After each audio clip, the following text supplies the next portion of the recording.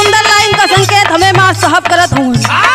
ई कौनो नाई नवेली दुल्हन के मराद अपने दुल्ही से कहे रानी बढ़िया से तैयार हो जाऊं, चले के बाद मेला देखे। अच्छा बाबूजी दुल्ही गई, भीतरे में सजाए लगल, तैयारी बनवे लगल। दुल्हा एक बेरी अंदर गई, दुल्ही नहीं तैयार बा। जब दूसर की बेरी अंदर गई तब वो दुल्हन देरी नहीं भइल बा। तीसर की बेरी जब अंदर गई तब दुल्हा अपने दुल्हन से कहे, का कहे माँ साहब?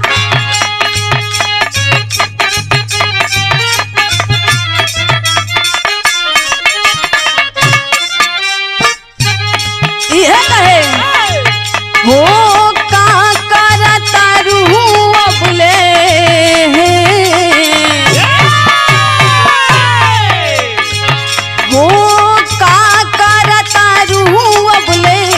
हमके दिखाई बहना।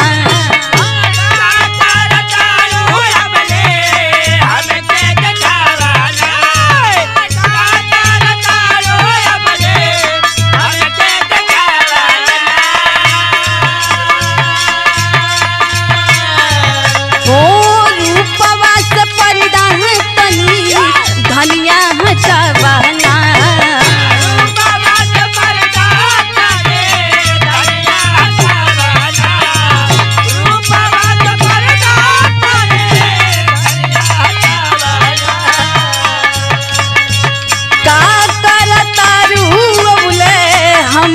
दिखावना रूपवा से पर्दा तनी धनिया हटावना।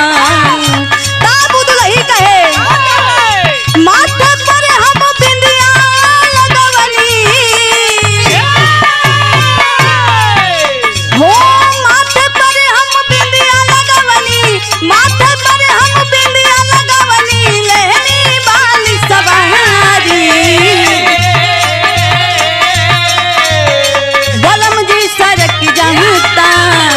सजन जी सरक जाता कमर से इष्ट होने वाली सारी, बोलम जी सरक जाता कमर से।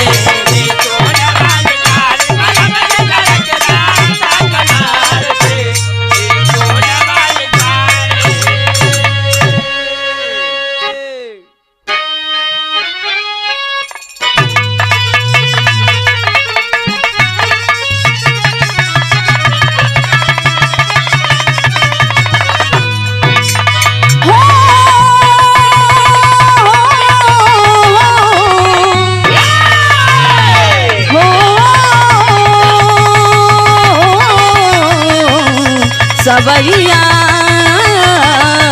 भोले बाबा जोगिया हो राम।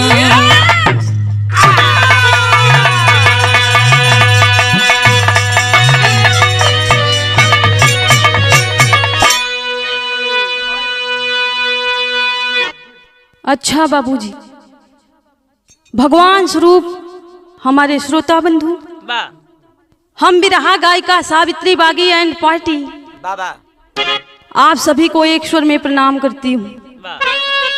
जैसा कि हर बिरहा में, हर लोकगीत में आप लोगों का प्यार दुलार मिलता है बाबूजी, आज आप लोगों के समक्ष में एक नया बिरहा लेकर के मैं आई हूँ। आप लोगों से आशा है, विश्वास है कि वैसा ही प्यार दुलार ई बिरहा में भी आप लोगन के मिली। आई माँ साहब भूमिका के लाइन बा।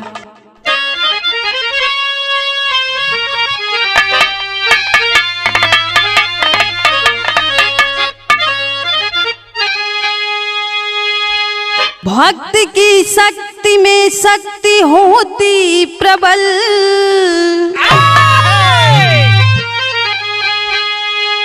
बिरला ही शक्ति की शक्ति को जान पाए। कोई हठ योग से, कोई कर्म योग से, कोई धर्म योग से दिव्य दर्शन को पाए। धर्म योगी हठी से है भारत भरा, चाहना चाह कर दर्शन जिनको दिमाता।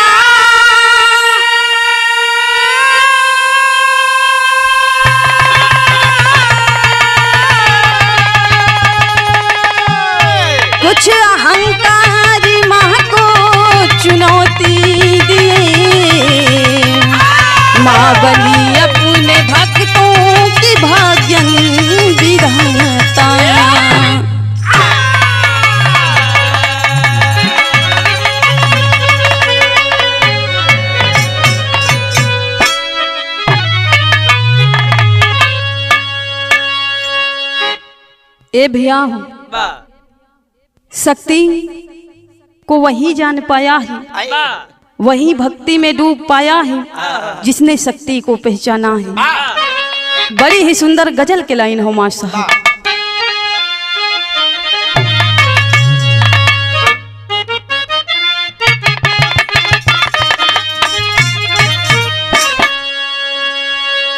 ये कौनो प्रेमी और प्रेमिका के बीच के बात बा। प्रेमिका से धोखा का करके वो प्रेमी कहता है, का कहे,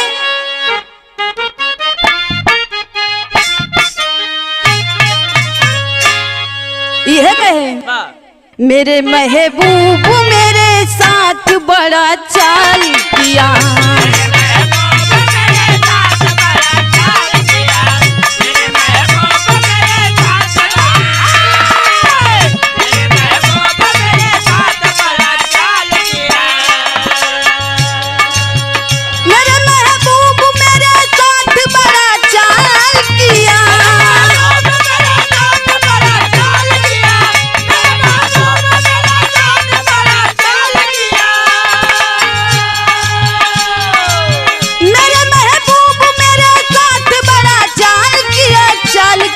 चाल किया, प्यार मांगा था झोली में गम को डाल दिया।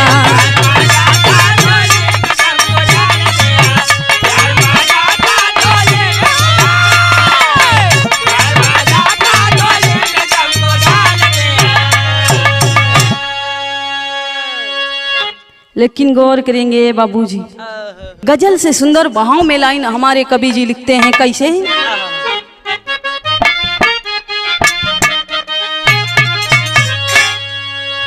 चंद इस्लामी है इस्लाम भूल जाते हैं,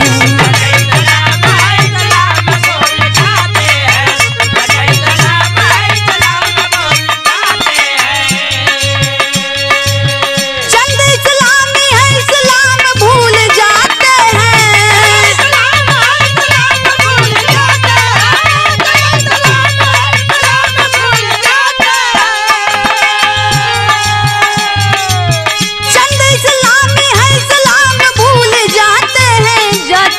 जाते हैं, धर्म है याद पर कलाम भूल जाते हैं,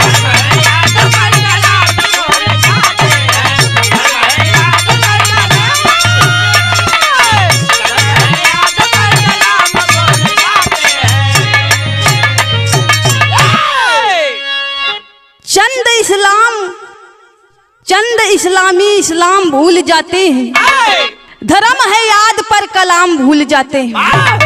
गौर करेंगे बाबू, कहानी कहाँ के बा, कैसन बा, नजम के लाइन हो,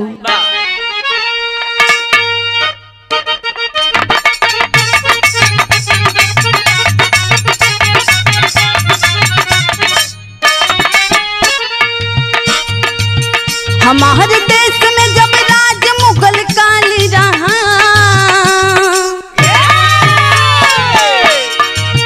हमारे देश में जब राज मुगल काल रहा, दिल्ली सिंहासन पर बैठा अकबर जलाल रहा,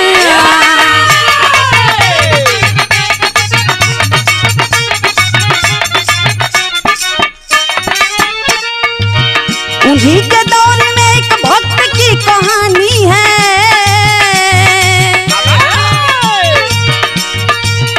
उन्हीं के दौर में एक भक्त की कहानी है, जिनकी उपासना में माता ज्वाला रानी है,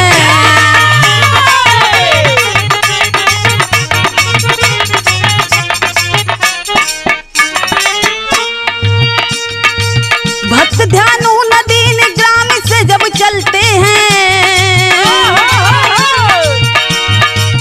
भक्त ध्यानु नदीन ग्राम से जब चलते हैं, हजारों भक्त माँ के दर्शन को मचलते हैं,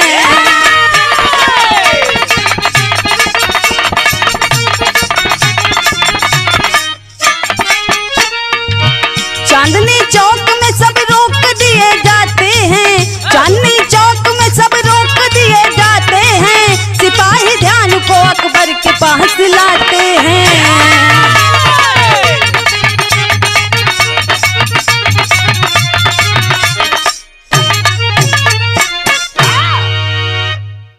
ए बाबू, कहानी वही समय के बाद जब हमारे भारत देश में मुगल का साम्राज्य था, मुगल शासकों का राज था बाबूजी। दिल्ली के सिंहासन पर बैठकर अकबर जलाल राज चला रहा था। उन्हीं के दौर में एक भक्त की ऐसी कहानी जो आप लोगों को दिल को छू जाएगी बाबू। भक्त ध्यानु बाबूजी, जिनका नाम ध्यानु बताया गया, भक्त ध्यानु नदीन ग्राम के निवासी हैं और माता ज्वाला रानी के अनंत भक्त हैं। माँ की भक्ति में उनका दिन रात हमेशा गुजरता है बाबू। आखिरकार में ध्यानु भक्त तमाम माता के भक्त के साथ में नदीन ग्राम से माँ के दर्शन के लिए, माता ज्वाला रानी के दर्शन के लिए चलते हैं। जब माता रानी दर्शन के लिए चलते हैं बाबू, धीरे धीरे गांव से आगे बढ़े, जिस समय दिल्ली में पहुंचते हैं, चांदनी चौक पे तमाम सिपाही आकर के माँ के भक्तों के साथ माँ के अनंत भक्त ध्यानु को रोक लेते हैं। रोकते हैं और सिपाही ध्यानु को महाराज अकबर के दरबार में ले जाते हैं। दरबार में ले गए बाबू, तब भइल का माँ साहब एक लाइन गीत बदल गई।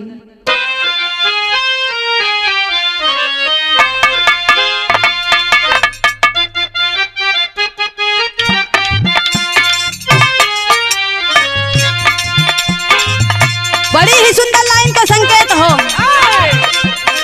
एक कौनो सहेली सहेली में बात होत बा, दुल्ही नहीं नबेली अपने ससुरे से जब नैहरे आइल बा, तब एक ही सहेली दूसरी की सहेली से सवाल करे, कहे दीदी तोहारो कैसन हुआ, कहे हमारो, कहे अरे हमार जीजा कैसन हुआ, कैसन मिलल हुआ।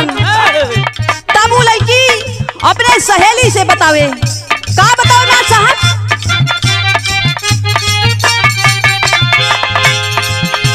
यह कहे हाय बहनल नचनिया, हाय बहनल नचनिया मऊंगा मारा,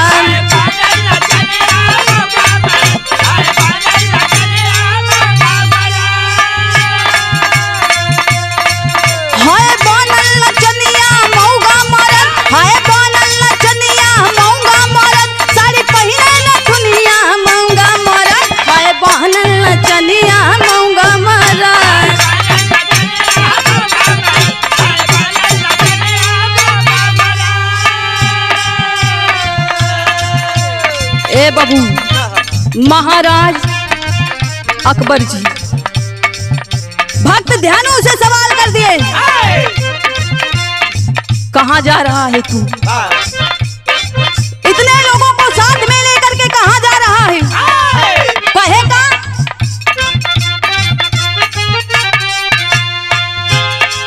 लेके लाओ लश्करिया जइबो कहाँ,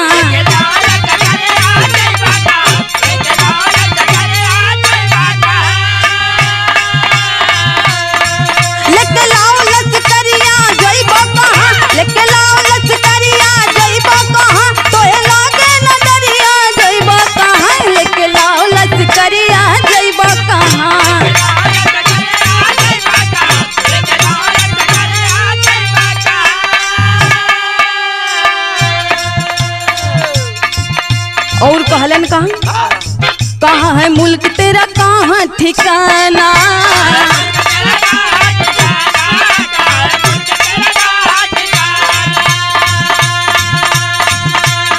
बोलो मुसाफिर तुम्हें कहाँ है जाना,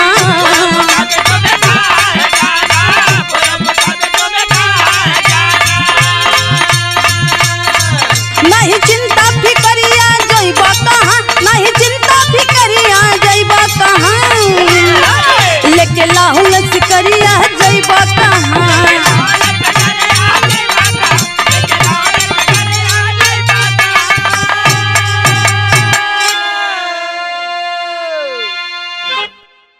ए बाबू, अकबर सवाल कर देते हैं ध्यानु भक्त से, इतनी भीड़ लेकर के कहाँ जा रहे हो? ए बाबू, ध्यानु भक्त दोनों हथवा जोड़ करके बोलना, महाराज हम माता के दर्शन के लिए जा रहे हैं, माता ज्वाला रानी के दर्शन के लिए जा रहे हैं। अकबर बोल रहे हैं। अकबर कहते हैं कौन सी माता, कैसी माँ? ए बाबू, आखिरकार में भक्त ध्यानु कहते हैं माता ज्वाला रानी के दर्शन के लिए जा रहे हैं, जहां पर उनकी अनंत शक्ति है, जहां पर हमेशा बिना तेल और बिना दीप के दीप जलते रहते हैं। ए बाबू, महाराज अकबर बोल पड़े, कैसी बात करते हो? ए बाबू, ध्यानु भक्त कहते हैं कि महाराज वो माँ जो आदि शक्ति है, जिसकी शक्ति अनंत है, उसी माँ के दर्शन के लिए जा रहे हैं। जब इतनी बात अकबर सुनता है बाबू, अकबर गुस्से में एक बात कहते हैं, तुम्हारी माँ में इतनी शक्ति है? ए बाबू, ध्यानु भक्त कहते हैं महाराज माँ तो ममता में ही है, जगत की रचयिता है। ए बाबू, जब इतनी बात अकबर सुनता है, अकबर कहता है कि तुम्हारी माँ में इतनी शक्ति है तो तुम कोई चमत्कार दिखाओ। भक्त ध्यानु कहता है महाराज मैं कोई मदारी नहीं हूँ, मैं कोई मदारी नहीं हूँ महाराज, मैं तो माँ का एक तुच्छ भक्त हूँ, तुच्छ भक्त हूँ, आखिरकार में मैं चमत्कार कैसे दिखाऊं? तब गुस्सा होकर के महाराज अकबर बोल पड़े, तुझे चमत्कार तो दिखाना पड़ेगा, आज तुझे चमत्कार तो दिखाना पड़ेगा, तुम्हें परीक्षा देनी पड़ेगी। ए बाबू, भाईल का एक लाइन गीत बदल गई मास्टर साहब।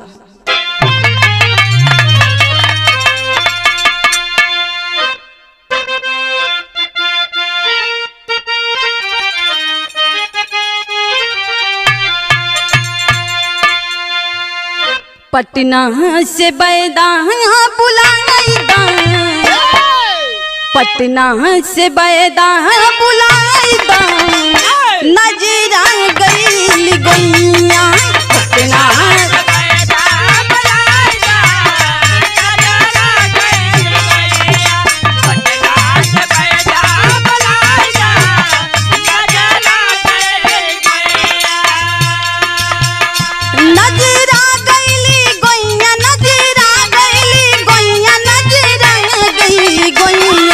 पटना से बैदा बुलाईदा, नजरा गईल गोइया, पटना से बैदा बुलाईदा, नजरा गईल गोइया, पटना से बैदा बुलाईदा, नजरा गईल गोइया। आखिरकार में महाराज अकबर कहते क्या है ध्यानु भक्त से, कौनऊ दिखा द चमत्कार हो, कौनऊ दिखा द चमत्कार हो, ज्वाला माई के ध्यानु, कौनऊ दिखा द चमत्कार हो, ज्वाला माई के ध्यानु, कौनऊ दिखा द चमत्कार हो, ज्वाला माई के ध्यानु, ज्वाला माई के ध्यानु, ज्वाला माई के ध्यानु, ज्वाला माई के ध्यानु, कौनऊ दिखा द चमत्कार हो, ज्वाला माई के ध्यानु, दिखा द चमत्कार हो, ज्वाला माई के ध्यानु, कौनऊ दिखा द चमत्कार हो, ज्वाला माई के ध्यानु। घोड़वा के तोहरे हम कटबई गटैया,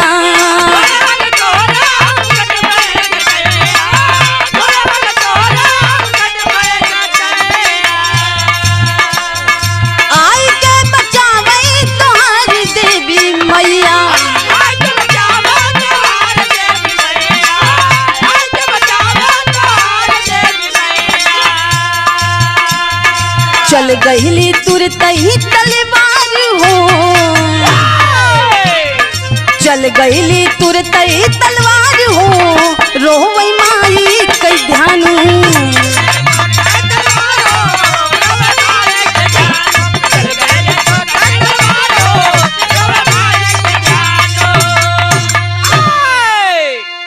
ए बाबू, महाराज अकबर कहते हैं ध्यानू, तुम कहते हो तुम्हारी माँ में इतनी शक्ति है, वो जगत की रचयिता है, मैं तुम्हें कह रहा हूँ कोई चमत्कार दिखाओ। मैं तुम्हारे घोड़े के गला काट दे रहा हूँ, तुम्हारे घोड़े का गला काट दूंगा और तुम अपने माँ से कहो कि आके इसे जीवित करे।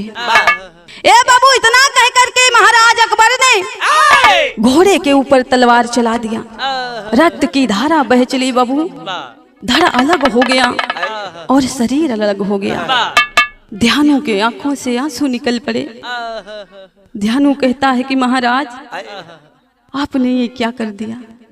ए बाबू, महाराज अकबर डांट करके बोल दिए, आए ध्यानु क्यों रो रहा है? अगर तुम्हारी बंदगी सच्ची है, अगर तुम्हारी बंदगी पाक है, तो माँ तुम्हारी इज्जत जरूर बचाएगी। अगर यदि तुम्हारी ख्याल रखती है माँ, तुम्हारी इबादत करने जरूर आएंगी। ए बाबू, या तो तुम यकीन के काबिल नहीं हो, या तो तुम्हारी इबादत झूठी है। जब इतनी बात अकबर कहते हैं, ए बाबू, ध्यानु रोने लगा।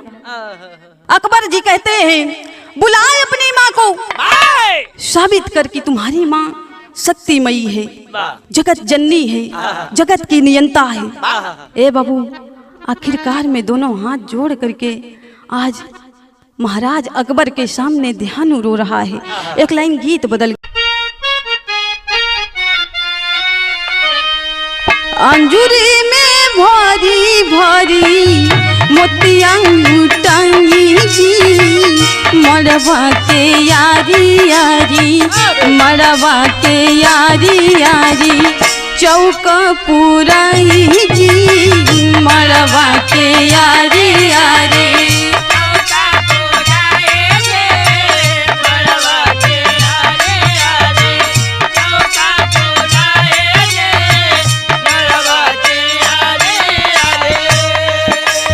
ए बाबू, दोनों हाथ जोड़ करके ध्यानु महाराज अकबर से कहता है कि महाराज आपने वो जो किया ठीक नहीं किया। कहलन का,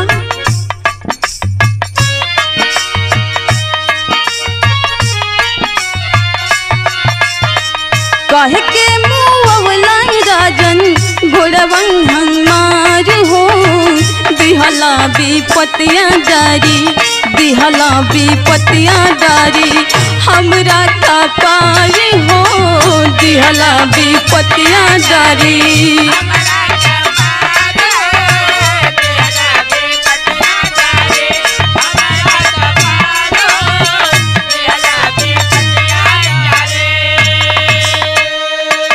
महाराज, आपने मेरे घोड़े को क्यों मार दिया? महाराज, जो भी करना चाहिए था आपको मेरे साथ करना चाहिए था। कहेगा, घोड़ा बाकी छोड़ हमारी कटते गटैया,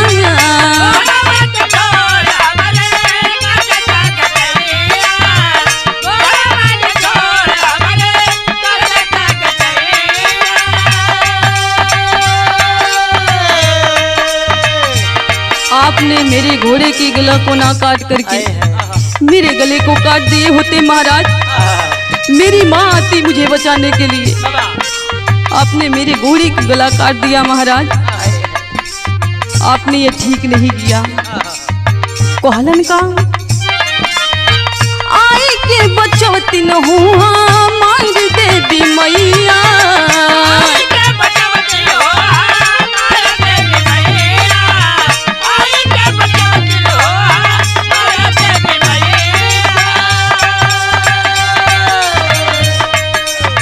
कठिन परीक्षा लिहला आज सरकार हो, कठिन परीक्षा लिहला आज सरकार हो, दिहला विपतिया डारी, दिहला विपतिया डारी, हमरा का पार हो, दिहला विपतिया डारी।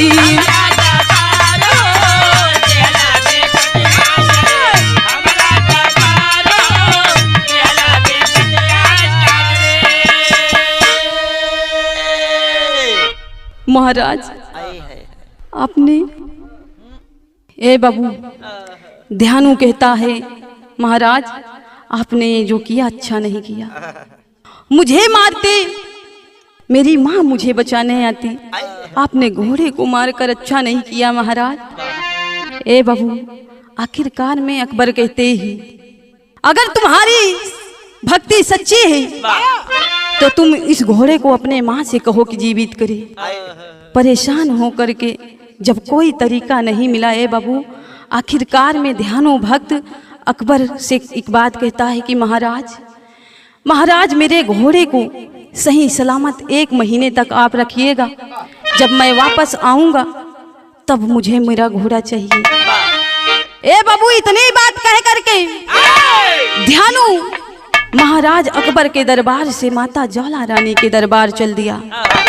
जब दरबार चलन तब भइल का मार साहब एक लाइन गीत बदल गई।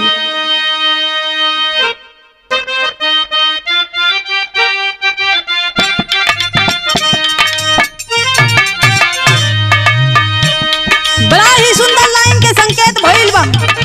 ये हमारे प्रयागराज के बड़ी ही सुंदर लाइन इलाहाबादी झूमर कैसे मार साहब।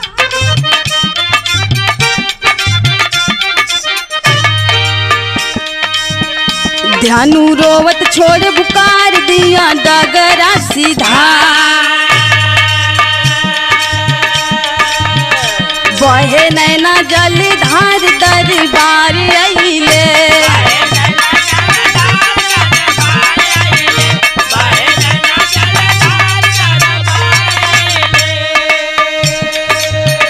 ध्यानु कई के स्नान किया मैया जी का ध्यान,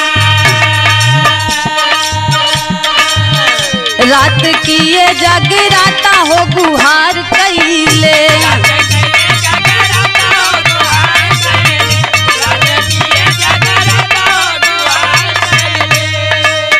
मैया होई हमानाथ लाज आज तोरे हाथ, मैया होई हमानाथ आज लाज तोरे हाथ, स्वात छोड़ू ना भवानी हो पुकार कैले।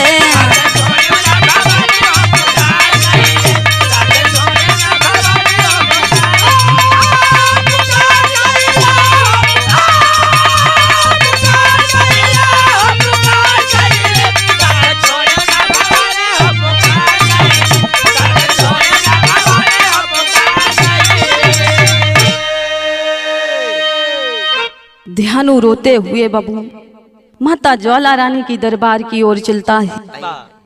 पहुंच करके स्नान किया और माँ का सच्चे हृदय से ध्यान किया।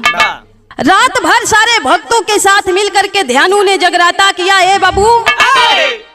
और मैया से एक बात रो करके ध्यानु भक्त कहता है कि माई इस दुनिया में मेरा कोई सहारा नहीं है। माई और बाबू जन्म दे करके हमें छोड़ करके चले गए, अनाथ हो गया।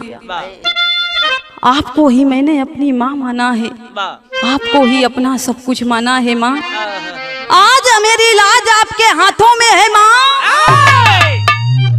इस भक्त की पुकार को सुनिए, अपने बेटे के पुकार को सुनिए। आज मेरी कठिन परीक्षा है। आखिरकार में बाबू कोई संकेत नहीं मिला। तेरी के लाइन लगी माँ साहब।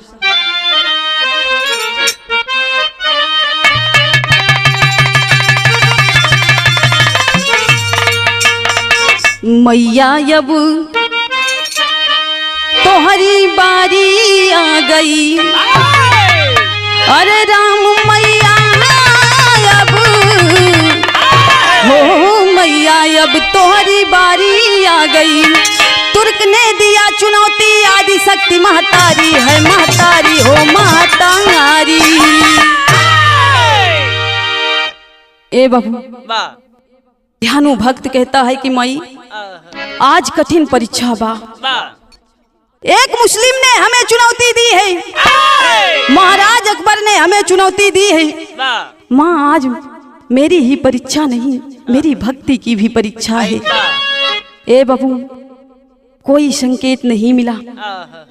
रो रो करके भक्त ध्यानु मैया से एक बात कहता है। कहे का मात साहब गीत बदल गई।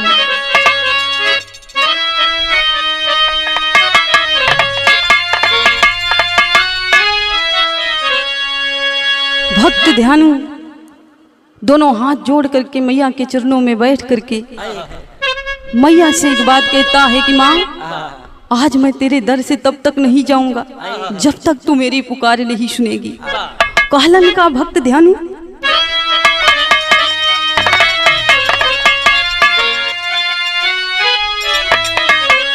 तेरे दर से न मैया मैं घर जाऊंगा, तेरे दर से न मैया मैं जाऊंगा, तेरे दर से न मैया,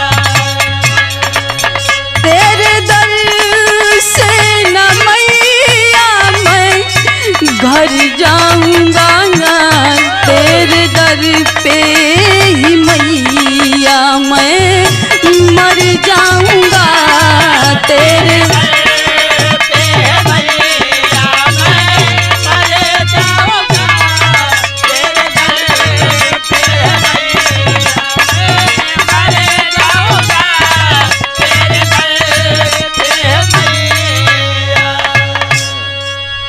माँ आपको मेरी पुकार सुननी होगी। माँ आज आप अगर मेरी विनती नहीं सुनेंगी, विनती नहीं स्वीकार करेंगी, आपके इसी चौखट पर अपना माथा टेक करके बैठा रहूंगा और अपनी जान यहीं पे गवा दूंगा।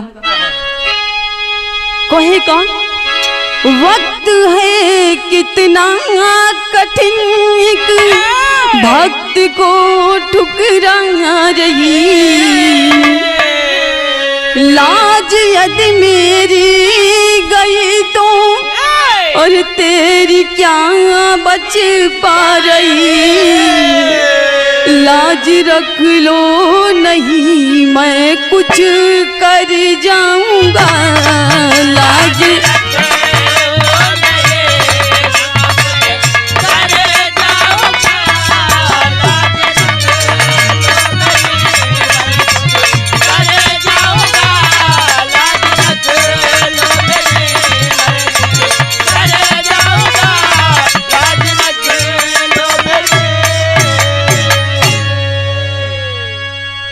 ए बाबू भक्त ध्यानु कहता है कि माँ अगर आज मेरी लाज गई, मेरा सम्मान गया तो तेरा क्या रह गया माँ।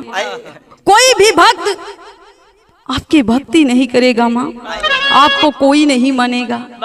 ए बाबू जब कोई आवाज नहीं आई, माँ ने दर्शन नहीं दिया, आखिरकार में भक्त ध्यानु एक बात माँ से बहुत बड़ी बात कहता है। वहां पट के लाइन हो।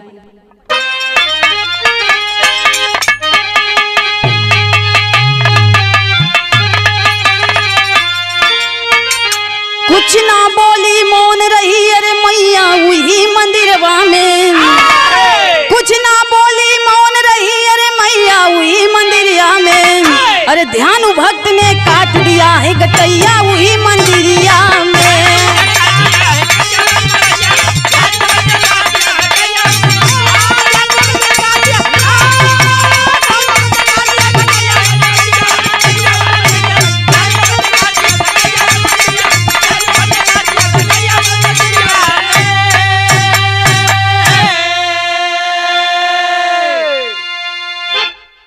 बाबूजी भक्त ध्यानु ने अपने गले को तलवार से काट दिया। जैसे ही गर्दन कटी आखिरकार में भोइल का आल्हा के लाइन बमा साहब।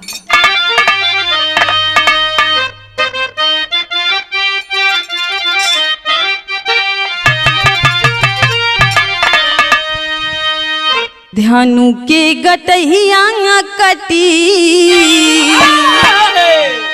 ध्यानु के गटैया कटी माई के चरनिया गिरली।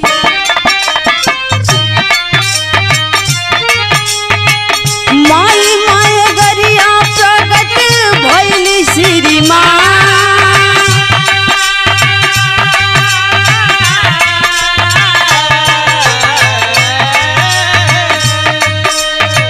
सिर के उठाई जड़ से जोड़ली मतरिया बाबू।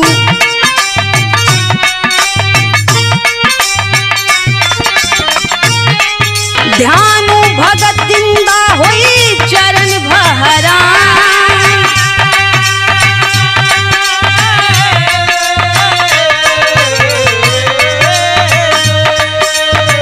बोलली मतरिया ये ध्यानु घोड़ा वाला खत होई है।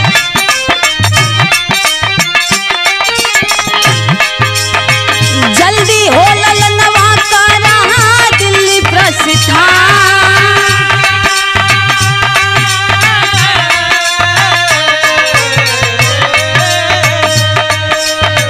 ध्यानु कहीं की माई कठिन हो परीक्षा लिहलू।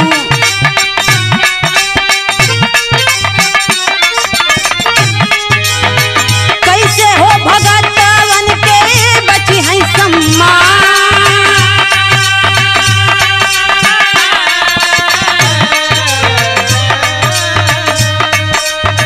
कहीं ज्वाला माई अब हो नारियल चढ़ाई है भगता।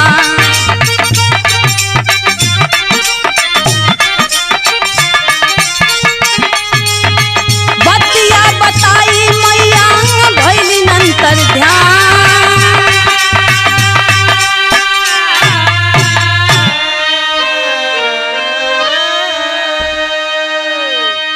ए बबू, जैसे ही ध्यानु भक्त का गर्दन कटता है, माँ के चरणों में गिरता है, उसी समय ममता मई माँ प्रकट हो गई। ध्यानु के सिर को उठाकर धड़ से जोड़ दिया और ध्यानु भक्त जिंदा हो गए। बाबू दोनों हाथ जोड़ करके माँ के चरणों पे ध्यानु भक्त गिर गया, रोने लगा कि माँ बड़े ही देर में आपने दर्शन दिया। ममता मई माँ जगत जननी माँ कहती हैं कि ध्यानु तुम जाओ, दिल्ली लौट जाओ, तुम्हारा घोड़ा जिंदा हो चुका है और तुम्हारा इंतजार कर रहा है। ए बाबू, आखिरकार में ध्यानु भक्त मैया से एक बात कहते हैं कि माँ आपने बड़ी कठिन परीक्षा ली। इतनी कठिन परीक्षा अगर आप अपने भक्तों की लेंगी माँ, तो संसार में हर भक्त इतनी बड़ी परीक्षा नहीं दे पाएगा। संसार का हर भक्त अपने गला चढ़ा कर नहीं सकता, अपने गले को काट कर आपको नहीं भेंट कर पाएगा माँ। ए बाबू, जब इतनी बात माता ज्वाला रानी सुनती हैं, उसी समय मैया ज्वाला रानी कहती हैं चिंता मत करो ध्यानु भक्त, आज मैं तुमसे कह रही हूँ कि तुम कोई दूसरा वरदान मांग लो। ध्यानु भक्त कहता है कि मुझे कोई वरदान नहीं चाहिए माँ, इतनी कठिन परीक्षा अपने भक्तों की कभी मत लेना, नहीं तो कोई भी भक्त आपकी परीक्षा को पार नहीं कर पाएगा। उसी समय मैया ज्वाला रानी कहती हैं कि बेटा ध्यानु, आज मैं कह रही हूँ कि आज के बाद जो सच्चे मन से सच्चे हृदय से मेरी भक्ति करके मुझे नारियल और चुनरी का चढ़ावा चढ़ाएगा, मैं उसकी भक्ति कबूल करूंगी और उससे प्रसन्न होऊंगी, उसकी मन की इच्छा पूर्ण करूंगी। ए बाबू, इतनी बात कह करके माता ज्वाला रानी अंतर ध्यान हो गई और ध्यानु भक्त दिल्ली की ओर प्रस्थान करते हैं। और वो हर दिल्ली में भाईल का माँ साहब खरी के लाइन बा।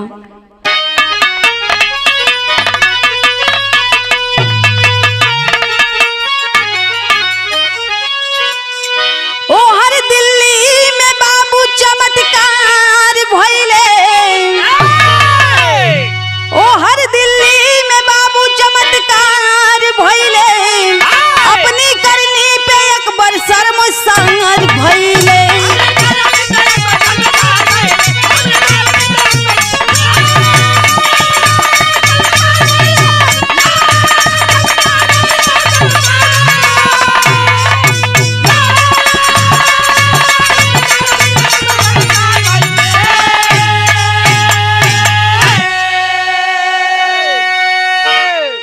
बाबू, महाराज अकबर के पास खबर पहुंची। अस्तबल में जो कार्य कर रहा था, जो अस्तबल की देख रेख कर रहा था ए बाबू, वहां से दौड़ते हुए आया, दोनों हाथ जोड़ करके कहा दुहाई महाराज की। महाराज अकबर बोल पड़े कितना घबराए क्यों हो?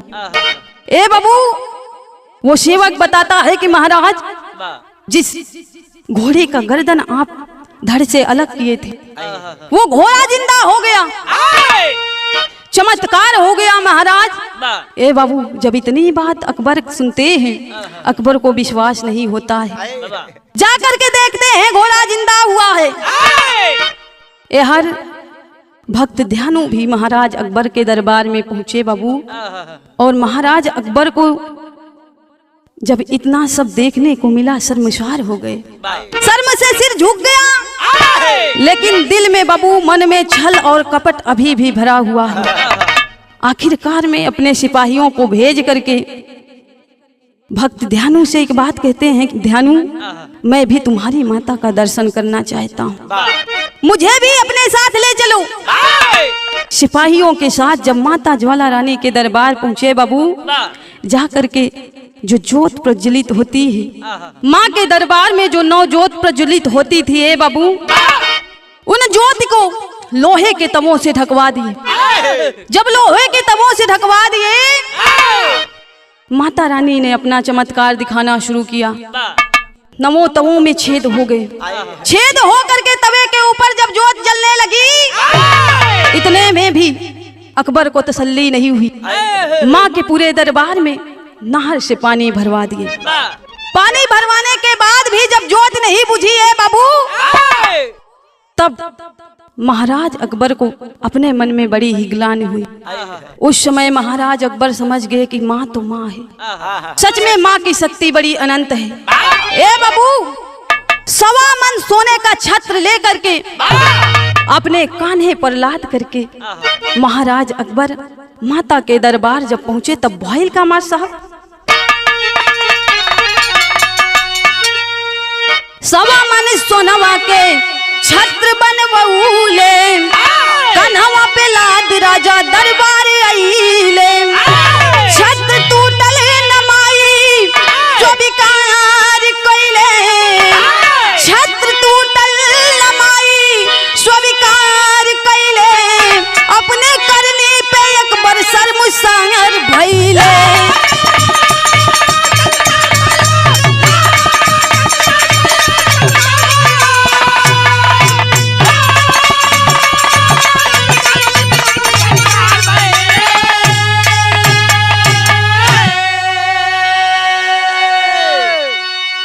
ए बाबू, 1.25 मन सोने का छत्र लेकर के महाराज अकबर अपने कान्हे पे लाद करके भक्ति मन में जगा करके माँ के दरबार में पहुंचे हैं।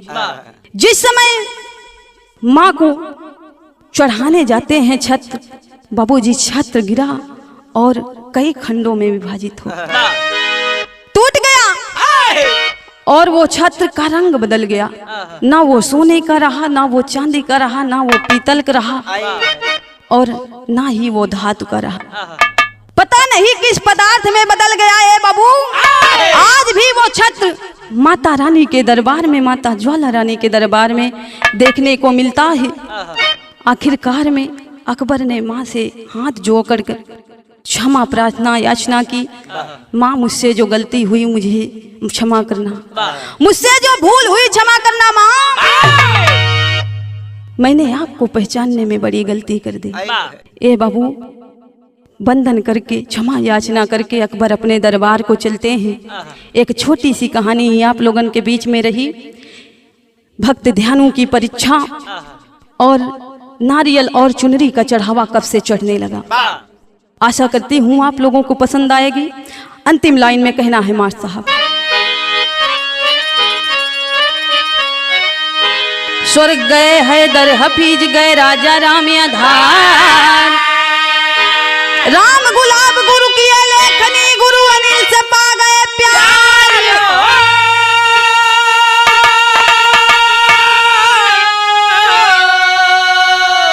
मैया हूँ तो हरी बारी आ गई, अरे राम मैया हो तोहरी बारी आ गई, गावे सावित्री बागी कृपा की हूँ महतारी हो मैया हो तोहरी बारी आ गई।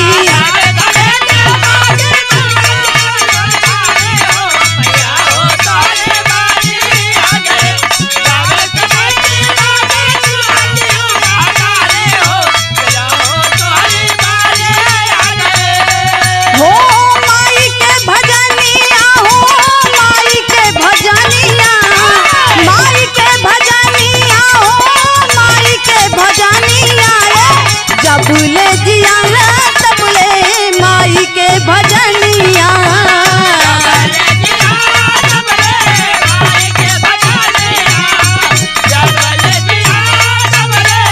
माई के